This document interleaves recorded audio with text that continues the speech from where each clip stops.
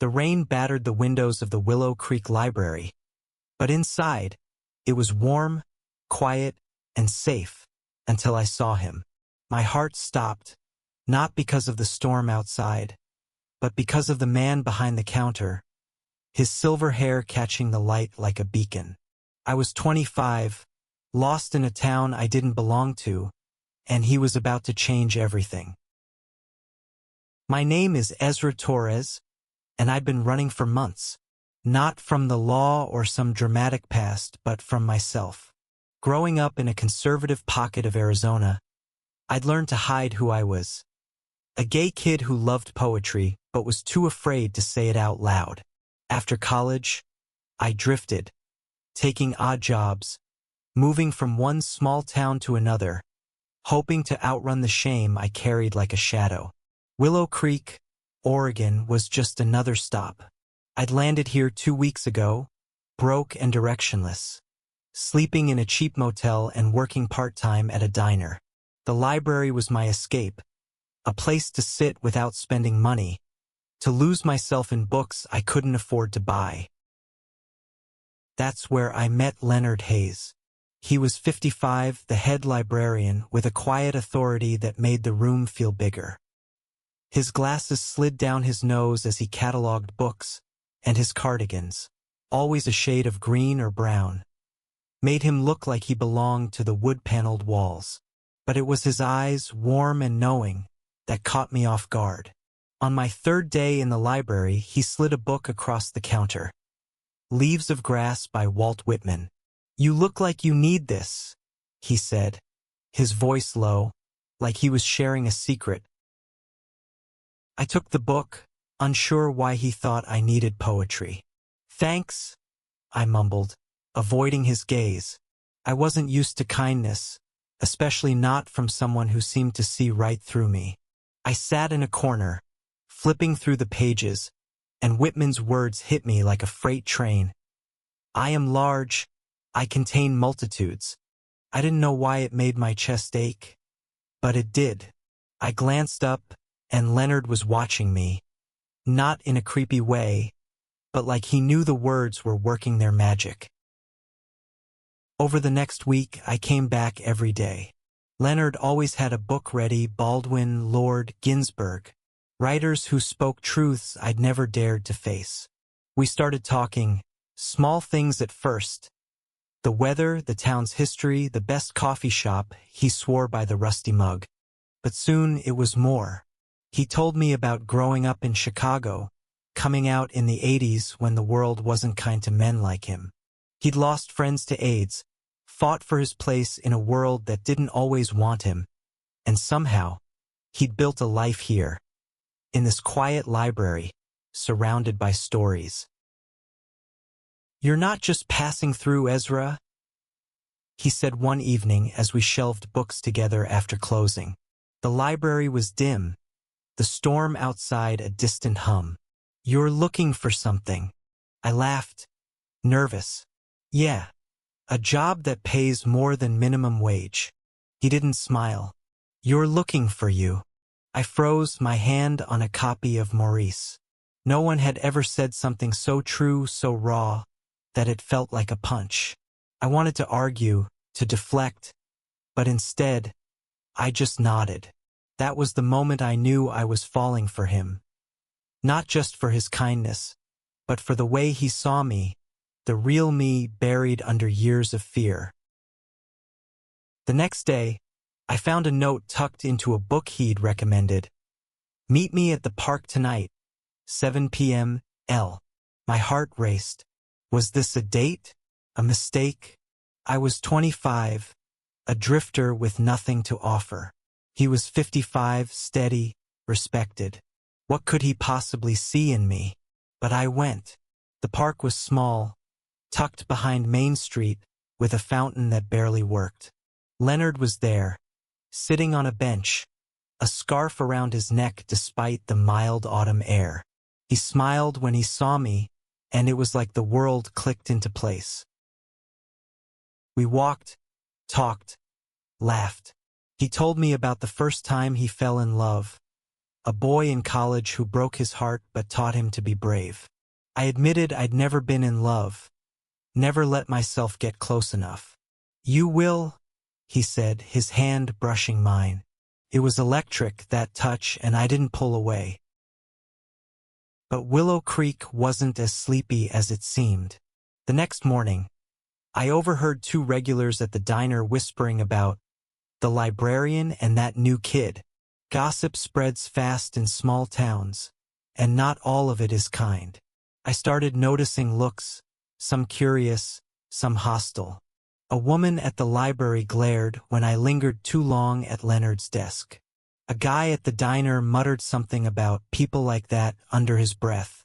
I ignored it, but Leonard didn't. "Small towns have big mouths," he said one evening, his voice tight. "You sure you're ready for this?" I wasn't, but I was sure about him. The days that followed were a blur of stolen moments. Leonard and I met after the library closed, sharing coffee at the Rusty Mug or walking the quiet trails outside town. Each conversation peeled back another layer of me, like I was a book he was carefully reading. He told me about his life, how he'd moved to Willow Creek after a painful breakup in his 40s, how he'd found peace in the library, a sanctuary for misfits like us. I told him about Arizona, about the father who'd called me a disappointment, about the mother who prayed I'd change. He listened, never judging, and when I finished, he'd say, "You're enough, Ezra. You always were." But the whispers in town grew louder. One night, we were at the park again, sitting closer than we should have in public. His hand rested on mine, and I felt like I could breathe for the first time in years. Then a truck slowed down on the street nearby. A man leaned out, his voice sharp. "Hey, Hayes, keep it in the library." Laughter followed, cruel and cutting. Leonard's face tightened, but he didn't move his hand. I did. I pulled away, my old instincts kicking in: hide, shrink, disappear. "Ezra," he said softly, "you don't have to do that." "I know." I lied, my heart pounding. I wanted to be brave like him, but fear was an old friend, and it was back. The next day, I found a note slipped under my motel door.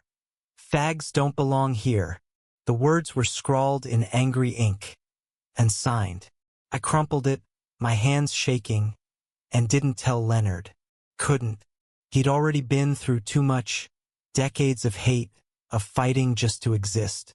I didn't want to add to his burden, but I started pulling back.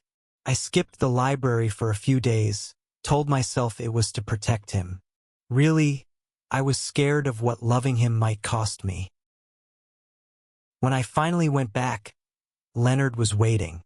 The library was empty, the air heavy with the scent of old books. "You've been gone," he said, not accusing, just stating a fact. His eyes searched mine, and I felt exposed, like he could see the note burning a hole in my pocket. "Just busy," I mumbled. He didn't buy it. "Ezra, if this is too much, you can walk away. I won't hold it against you." The thought of walking away hurt more than the note, more than the glares. "I don't want to," I said, my voice breaking. "But I'm not like you. I'm not strong." He stepped closer, his hand grazing my arm. "Strength isn't being fearless. It's being scared and showing up anyway." That night, we kissed for the first time, hidden in the stacks of the library. It was soft, tentative, but it felt like a promise.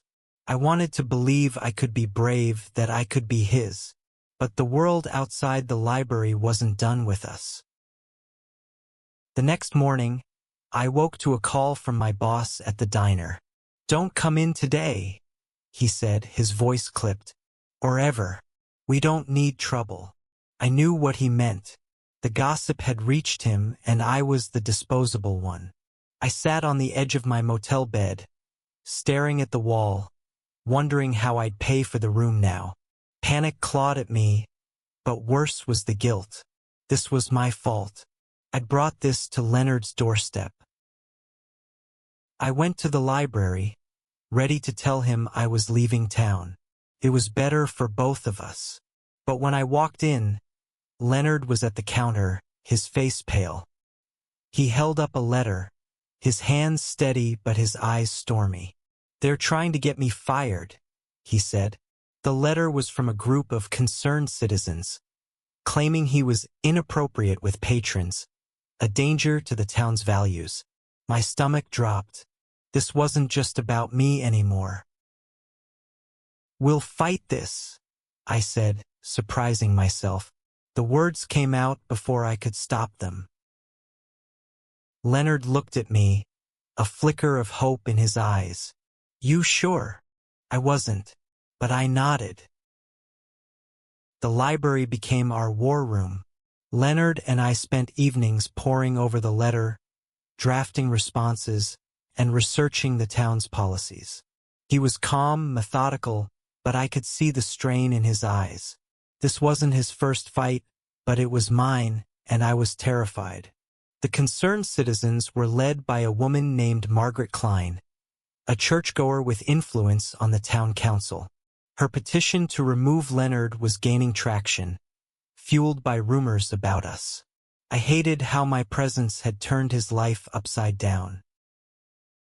But Leonard didn't blame me. "This isn't about you, Ezra," he said one night, his hand squeezing mine. "It's about them, their fear, their need to control." He told me about the 80s again, about marches and protests, about standing up when the world wanted to push you down.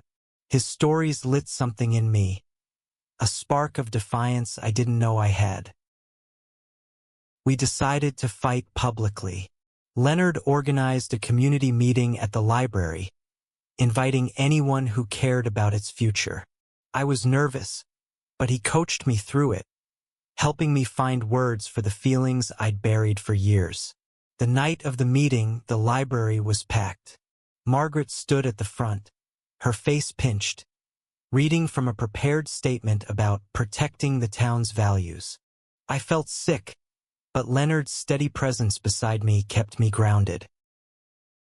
When it was my turn to speak, my voice shook. I told them about the boy from Arizona who'd never felt safe, who'd found a home in this library, in Leonard's kindness. I didn't mention love, I wasn't ready for that, but I talked about belonging, about how this place had saved me. Some faces softened, others stayed hard.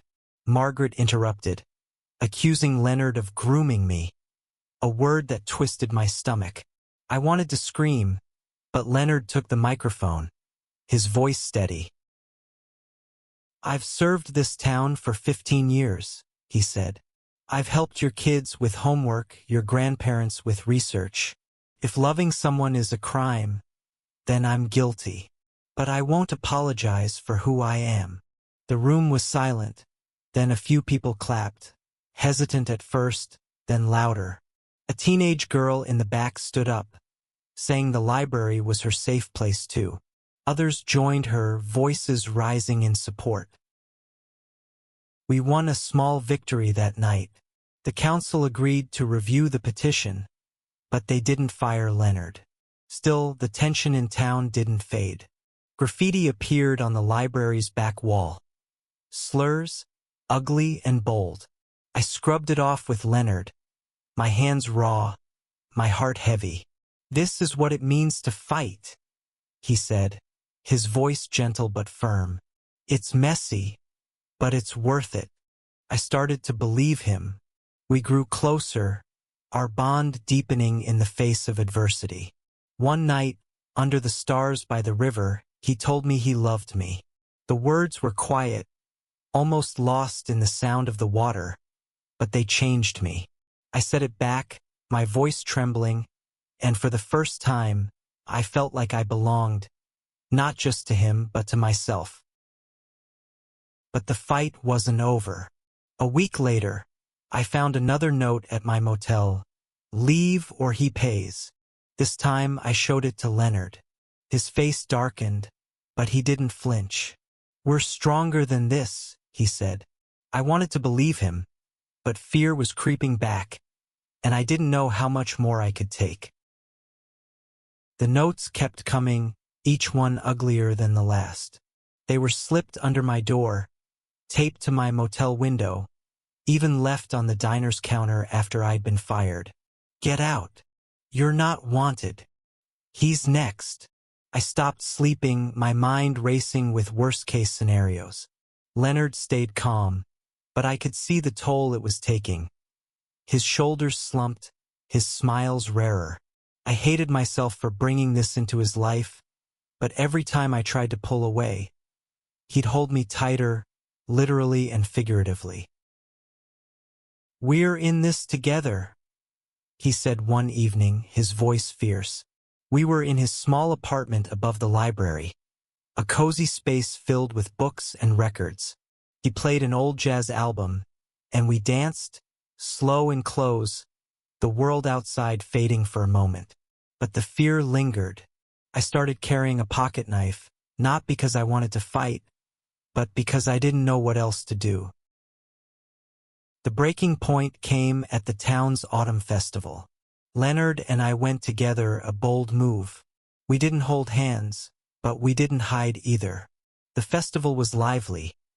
Booths selling apple cider, kids running with balloons, but the air felt charged. Margaret was there, her eyes narrowing when she saw us. A group of men, guys I recognized from the diner, started following us. Their laughter too loud, their stares too sharp. I grabbed Leonard's arm, urging him to leave, but he shook his head. We're not running. Then it happened. One of the men, a burly guy named Carl, stepped in front of us. You're disgusting, he spat, his voice loud enough to draw a crowd. This town doesn't need your kind. Before I could respond, he shoved Leonard, hard. Leonard stumbled, catching himself on a booth. I saw red. I lunged, not thinking, my fist connecting with Carl's jaw. The crowd gasped, and chaos erupted. Leonard pulled me back, his hands firm. Ezra, stop! But it was too late. Carl's friends were on me, and I hit the ground, pain exploding in my ribs. Leonard shouted, trying to break it up, but someone pushed him down too. By the time the sheriff arrived, we were bruised and bleeding, and the crowd was shouting accusations. Carl claimed I'd attacked him unprovoked. The sheriff, a tired man named Reynolds, didn't seem to care about the truth. He let Carl go and told us to keep the peace or leave town. That night, in Leonard's apartment, we cleaned each other's wounds. My knuckles were swollen, my ribs aching, but Leonard's silence hurt more. I'm sorry, I said, my voice hoarse. I made it worse. He shook his head, his eyes wet. You fought for us. That's not nothing. But I felt like a failure. The town was closing in, and I didn't know how to protect him. The next day, I went to the library, determined to convince Leonard to leave with me. We could start over somewhere else, somewhere kinder. But when I got there, the front window was shattered, books scattered across the floor. A brick lay in the middle, with a note tied to it, Last warning. Leonard stood among the wreckage, his face unreadable. I won't let them win, he said, but his voice was tired, and for the first time I saw doubt in his eyes. I couldn't let it end like this. Leonard had given me a home, not just in Willow Creek, but in myself. I wasn't the scared kid from Arizona anymore, and I wasn't going to let hate take that away. We cleaned up the library, board by board, book by book. The teenage girl from the meeting, Sophie, showed up with her friends, helping without being asked. Then others came, regulars who'd known Leonard for years, people who'd found solace in his library. They brought coffee, tools, even donations for new books. It wasn't the whole town, but it was enough to remind us we weren't alone. We decided to fight one last time. Leonard filed a formal complaint with the sheriff about the vandalism, and I reached out to a journalist friend I'd met in college, who worked for a regional paper. She came to Willow Creek, interviewed us, and wrote a story about the library, about Leonard's legacy, about our fight to exist. The article went viral, shared across social media, and suddenly, Willow Creek was in the spotlight. Support poured in: letters, donations, even a petition to keep Leonard as librarian. But so did the hate. Online comments called us names, threatened worse than bricks. The town council called another meeting, this time with reporters present. Margaret was there, her petition thicker but her confidence shaken. Leonard spoke first, his voice steady, recounting his years of service, the lives he'd touched. Then it was my turn. I stood, my hands trembling, and told the truth. I loved Leonard. I loved him for his courage, his kindness, for showing me I could be myself. The room was quiet, and for the first time I didn't care what they thought. I was free. The council voted to keep Leonard. Margaret's petition failed, not unanimously, but decisively. The library would stay open, and Leonard would stay its heart. But the victory wasn't clean. Carl and his friends weren't arrested. There wasn't enough evidence. And the notes stopped, but the tension lingered. Leonard and I knew we couldn't stay in Willow Creek forever. The town had given us a chance, but it wasn't home, not really. We left a month later, not running, but choosing. Leonard got a job at a university library in Portland, and I enrolled in community college, studying literature, something I'd never dared to do before. We found a small apartment, filled it with books, and built a life together. It wasn't perfect. Hate followed us, in small ways, in every city, but we faced it together, stronger than before. One night, in our new home, I found Leonard reading Leaves of Grass again. He looked up, smiling, and read aloud, "I am large, I contain multitudes." I sat beside him, my head on his shoulder, and knew he was right. I'd found more than books in that library. I'd found myself, and I'd found him. The world would always have its shadows, but we were light enough to outshine them.